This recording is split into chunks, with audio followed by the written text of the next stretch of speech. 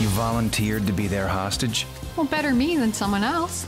You have to stop doing things like that. No, what I have to do is get the story. Superman and Lois Lane at this point in the story are obviously very involved. She is continually putting herself in danger in order to have him come and rescue her and to get the story, which is always her objective. Must be awful being you.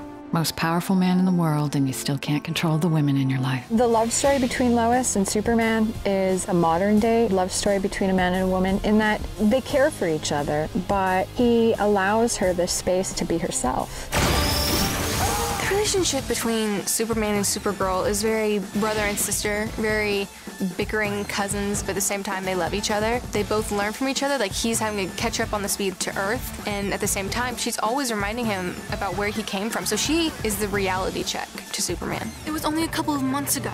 Tell me. For her having to blend in, it's always a struggle, especially now that she has these new powers. She's always wanting to go around and save people and make sure that what happened to her doesn't happen to these people. She really has a lot of empathy, and I really like that human side of her. You should not exist outside my control. Sorry to disappoint. He has an element of humanity in him, so he's still got a little ego there, you know, that can be wounded. But basically he can't be hurt. And so you can play him fairly calm all the way through regardless of what's coming at him. And with a fairly neutral voice, except when his ego gets in the way, then he fires up. Kryptonian. Not big on people skills, are you?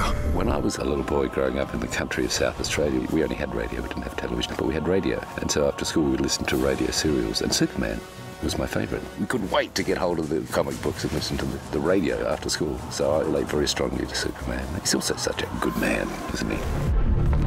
So, you must be Brainiac.